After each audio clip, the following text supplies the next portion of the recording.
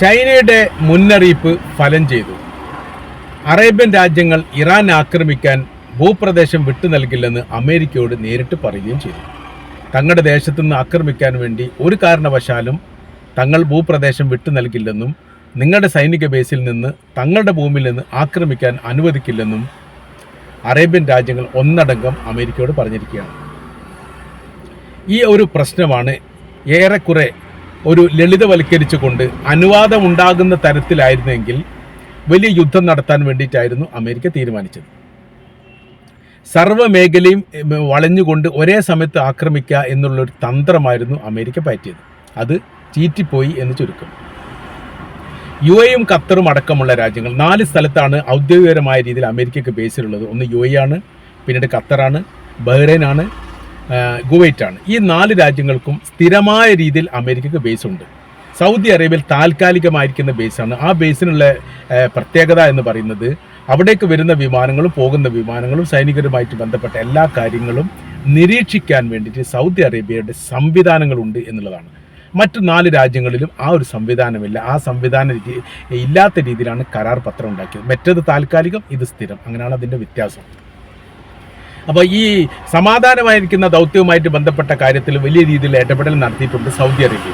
അത് പരസ്യമായിട്ടില്ല എന്ന രീതിയിൽ തന്നെയാണ്. കാര്യം എന്ന് പറഞ്ഞാൽ ഇറാനുമായിട്ട് ബന്ധപ്പെട്ട പല കാര്യങ്ങളും ഒമാനോടൊപ്പം തന്നെ സൗദി അറേബ്യയും സംസാരിക്കുന്നു. സൗദി അറേബ്യയും ഇറാനും തമ്മിൽ വലിയ സൗഹൃദവും വലിയ ബന്ധവുമാണ് നിലവിലെ സാഹചര്യത്തിലുള്ളത്. അമേരിക്കയെ സംബന്ധിച്ചിടത്തോളം, അമേരിക്ക ഡൊണാൾഡ് ട്രംപിനെ സംബന്ധിച്ചിടത്തോളം അവരിപ്പോൾ കുടുങ്ങിയിരിക്കുന്ന ഒരു വല്ലാത്തൊരു സ്ഥിതിയിലാണുള്ളത്. യുദ്ധം ചെയ്യാനും പറ്റുന്നില്ല, യുദ്ധം ചെയ്യാതിരിക്കാനും പറ്റുന്നില്ല. ഇറാന് മുൻപിൽ ജയിച്ചിട്ടില്ലെങ്കിൽ ലോകത്തിൻ്റെ മുമ്പിൽ അപാസ്യരാകുന്ന ഒരു സ്ഥിതിയുണ്ട്. അവരെ മുമ്പിൽ തോൽക്കുക എന്ന് പറഞ്ഞാൽ വലിയ രീതിയിലെ മാനക്കേടാണ്.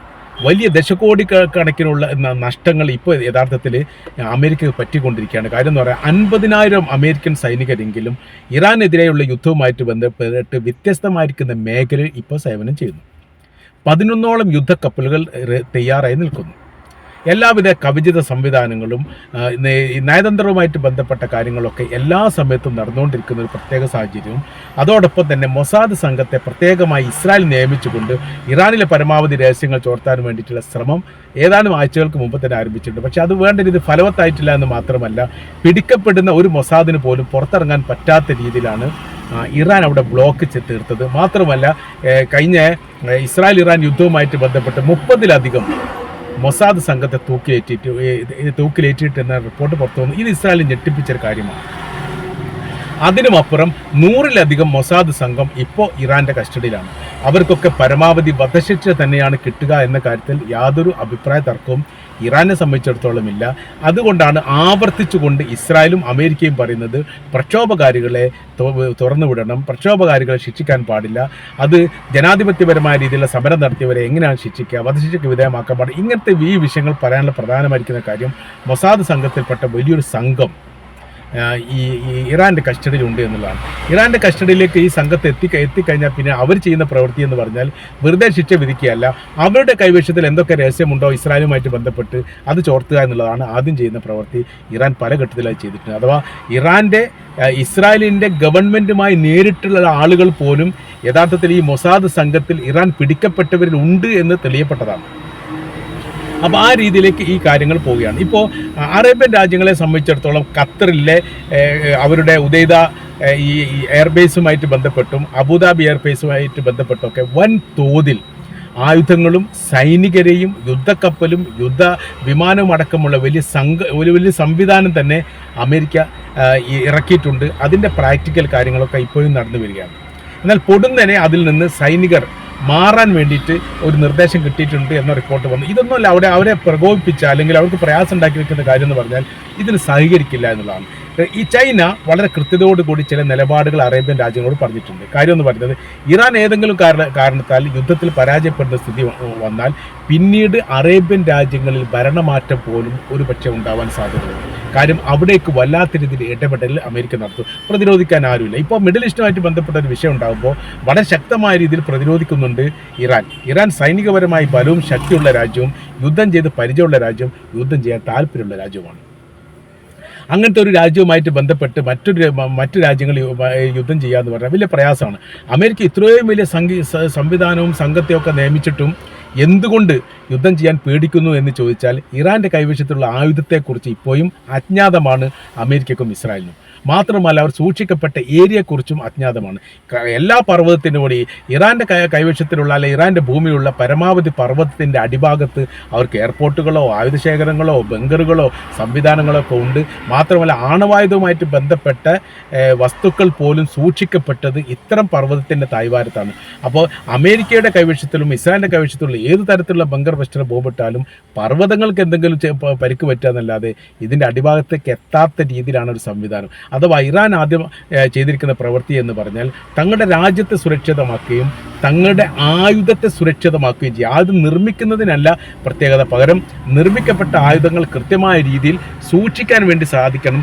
ആ സൂക്ഷിക്കാൻ വേണ്ടി സാധിക്കുന്നത് വലിയ രീതിയിലുള്ള മുന്നേറ്റമാണ്. നേരെ മറിച്ച് ആയുധങ്ങൾ ഒരുപാടുണ്ട്, പക്ഷേ സൂക്ഷിക്കാൻ വേണ്ടി സാധിക്കുന്നില്ലെങ്കിൽ അത് ആയുധങ്ങൾ വളരെ പെട്ടെന്ന് നശിപ്പിക്കാൻ വേണ്ടി സാധിക്കും. ഇറാഖ് യുദ്ധവുമായിട്ട് ബന്ധപ്പെട്ട് ഏകദേശം 25% ആയുധങ്ങൾ ഒരാഴ്ച കൊണ്ട് അമേരിക്കക്ക് നശിപ്പിക്കാൻ വേണ്ടി സാധിച്ചിട്ടുണ്ട്.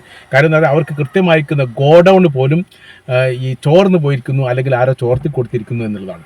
അവർക്ക് ഭക്ഷ്യധാന്യങ്ങളുമായിട്ട് ബന്ധപ്പെട്ട കാര്യങ്ങൾ ഇതിന് സമാനമായ രീതിയിൽ നശിപ്പിക്കാൻ വേണ്ടിയിട്ട് അമേരിക്കയ്ക്ക് സാധിച്ചിട്ടുണ്ട്. അഥവാ 1 വർഷമോ അല്ലെങ്കിൽ 2 വർഷമോ സൈനികർക്ക് ഭക്ഷണം കഴിക്കാനുള്ള ധാന്യങ്ങൾ സൂക്ഷിക്കപ്പെട്ട ഗോഡൗൺ പോലും അന്ന് തകർക്കപ്പെട്ടിട്ടുണ്ട്. അതിൻ്റെ കാര്യം അതിന് രഹസ്യങ്ങൾ ചോർത്തിയിട്ടുണ്ട്. അത്തരം ഒരു രഹസ്യങ്ങളും ഇറാൻ്റെ കൈവശം നിന്ന് ചോർന്ന് കിട്ടുന്നില്ല. ഇപ്പോൾ അറേബ്യൻ രാജ്യങ്ങളോട് ചൈന പറഞ്ഞിരിക്കുന്ന കാര്യം, ഈ അത്തരം ഒരു സംഭവം ഉണ്ടായി, ഇറാൻ വീണ് പോകുന്ന ഒരു സംഭവം ഉണ്ടായാൽ, പുതിയ ഭരണ സംവിധാനം വന്നാൽ ആ ഭരണ സംവിധാനം പിന്നെ അമേരിക്കയുടെ സംവിധാനം വരും. അപ്പോൾ നിങ്ങളെ സംബന്ധിച്ചിടത്തോളം നിങ്ങൾക്കത് വലിയ ക്ഷീണവും വലിയ പ്രയാസവും ഉണ്ടാവും. മാത്രവുമല്ല ഇറാന് നേരെ ഒരു ആക്രമണം അറേബ്യൻ രാജ്യങ്ങളിൽ നിന്ന് അമേരിക്ക ചെയ്യുക എന്ന് പറഞ്ഞു കഴിഞ്ഞാൽ അതിൻ്റെ തിരിച്ചടി നിങ്ങളുടെ രാജ്യത്തിൻ്റെ ഏത് ഭാഗത്തേക്കാണ് വരിക എന്ന് പോലും പറയാൻ പറ്റില്ല. ഇത് വലിയ രീതിയിലുള്ള നാശവും നഷ്ടവും ഉണ്ടാക്കുന്നതല്ല, സാമ്പത്തിക തകർച്ച ഉണ്ടാവുകയും സാമ്പത്തികം കൂപ്പുകുത്തുകയും എണ്ണ വില വർദ്ധിക്കുകയും അങ്ങനെ മൊത്തത്തിൽ ലോകത്തെ ആകമാനം ബാധിക്കുന്നിടത്തേക്ക് ഇറാന് നേരെയുള്ള ആക്രമണം എത്തും എന്ന് നിങ്ങൾ മനസ്സിലാക്കണം എന്ന് ചൈന പറഞ്ഞു. ഏറെക്കുറെ അതേക്കുറിച്ച് പഠിക്കാൻ അവർക്ക് എളുപ്പം സാധിച്ചതും അവർക്ക് എളുപ്പം മനസ്സിലാക്കാനും സാധിച്ച പ്രധാനമായിരിക്കുന്ന കാര്യം അല്ലെങ്കിൽ പ്രധാനമായിരിക്കുന്ന ഗുണം എന്ന് പറയുന്നത് ഖത്തറിനെ ഇസ്രായേൽ ആക്രമിച്ചതാണ്. ഖത്തറിനെ ഇസ്രായേൽ ആക്രമിച്ചു എന്ന് തന്നെ അല്ല പ്രശ്നം, അത് ആക്രമിക്കുന്ന സമയത്ത് ആ സംഭവങ്ങൾ കൃത്യമായ രീതിയിൽ അമേരിക്കയ്ക്ക് അറിയാമായിരുന്നു എന്നുള്ളതാണ്. മാത്രമല്ല ആക്രമിച്ച സംഘത്തോടൊപ്പം ഇസ്രായേലിൻ്റെ ഈ സംഘവും അതിലുണ്ടായിരുന്നു എന്നും അതിനോടനുബന്ധിച്ച് തന്നെ പറഞ്ഞിട്ടുണ്ട്. അപ്പോൾ ഇറാനെ സുരക്ഷിതമാക്കുക എന്നുള്ളത് അവനവനെ തന്നെ സുരക്ഷിതമാക്കുന്നതിന് തുല്യമാണ് എന്നാണ് ചൈന പറഞ്ഞത്. അതേറെക്കുറെ അംഗീകരിക്കപ്പെടുകയും ചെയ്തു. ഇറാൻ പരാജയപ്പെടുന്ന സമയത്ത് അവിടെ റഷ്യക്കും ചൈനക്കും അറേബ്യൻ രാജ്യങ്ങൾക്കും മുസ്ലിം രാജ്യങ്ങൾക്കും മറ്റു 3-ാം ലോക രാജ്യത്തിനെയൊക്കെ അത് സാരമായിട്ട് ബാധിക്കും. ഈ അമേരിക്കയുമായിട്ട് നേർക്ക് നേരെ യുദ്ധം ചെയ്യാൻ തയ്യാറാണ് എന്ന് ലോകത്തോട് വിളിച്ചു പറഞ്ഞ ഒരേ ഒരു രാജ്യത്തിൻ്റെ പേര് ഇറാൻ എന്നാണ്. അവരെ നശിപ്പിക്കാൻ വേണ്ടി അല്ലെങ്കിൽ അവരുടെ ഭരണ സംവിധാനത്തെ തകർക്കാൻ വേണ്ടി അറേബ്യൻ മണ്ണ് വിട്ടുകൊടുക്കുക എന്ന് പറഞ്ഞാൽ അത് അറേബ്യൻ മണ്ണിനെയും സാരമായിട്ട് അത് ബാധിക്കും. ഏത് തരത്തിലാണ് ഇറാൻ ആക്രമിക്കുക എന്ന് പറയാൻ പറ്റില്ല. വളരെ ആത്മവിശ്വാസത്തോടു കൂടി ആവർത്തിച്ചുകൊണ്ട് ഇറാൻ്റെ പ്രസിഡന്റും വിദേശകാര്യമന്ത്രിയും സുപ്രീം ലീഡറും ഒരേ ഭാഷയിലും ഒരേ തരത്തിലും പറയുന്നുണ്ട്. മുക്കിക്കൊല്ലും എന്ന തരത്തിലൊക്കെയാണ് അവരത് പറഞ്ഞു വെക്കുന്നത്. ചെങ്കടലുമായിട്ട് ബന്ധപ്പെട്ട് ഹൂത്തികളോട് ജയിക്കാൻ പറ്റാത്ത രാജ്യത്തിൻ്റെ പേരാണ് അമേരിക്ക. പിന്നീടാണ് വെടിനിർത്തൽ കരാർ ഉണ്ടാക്കിക്കൊണ്ട് അവർ പതുക്കെ ചെങ്കടലിൽ നിന്ന് ഒഴിഞ്ഞു മാറിയത്. ഇസ്രായേൽ വലിയ പ്രയാസമുള്ള കാര്യം, ഇസ്രായേൽ പറയാൻ കാര്യം യുദ്ധത്തിൽ ഒരിക്കലും ഇസ്രായേൽ ഉണ്ടാവില്ല. അമേരിക്കയുമായിട്ട് യുദ്ധം ചെയ്ത ഒരു സാഹചര്യങ്ങൾ വന്നു കഴിഞ്ഞാൽ പിന്നീട് യുദ്ധം നടക്കുന്നത് ഇറാനും ഇസ്രായേലുമായിട്ടാണ്, ഇറാനും അമേരിക്കയുമായിട്ടാണ്. അത് ഇസ്രായേലിനെ സംബന്ധിച്ചിടത്തോളം കാഴ്ചക്കാരായി നിൽക്കേണ്ട ഒരു സ്ഥിതി മാത്രമേ ഉള്ളൂ. അതുകൊണ്ട് അവർക്ക് ധൈര്യപൂർവ്വവും അഭിമാനപൂർവ്വം അവർക്ക് പറയാൻ നിങ്ങൾ യുദ്ധം ചെയ്ത് അത് സാഹചര്യങ്ങളും സൗകര്യങ്ങളൊക്കെ ഉണ്ടാക്കി കൊടുക്കുന്ന കുറുക്കൻ്റെ തന്ത്രമാണ് യഥാർത്ഥത്തിൽ ഇസ്രായേൽ ഈ കാര്യത്തിൽ പ്രയോഗിക്കുന്നത്. അത് ആദ്യ ഘട്ടത്തിൽ അമേരിക്ക മനസ്സിലാക്കിയിട്ടില്ലെങ്കിൽ പിന്നീട് അവർക്ക് മനസ്സിലാക്കിയിരിക്കുന്ന കാര്യം ഇറാൻ്റെ ശക്തിയെക്കുറിച്ച് ഇസ്രായേലിന് പോലും പറയാൻ വേണ്ടി സാധിക്കുന്നില്ല.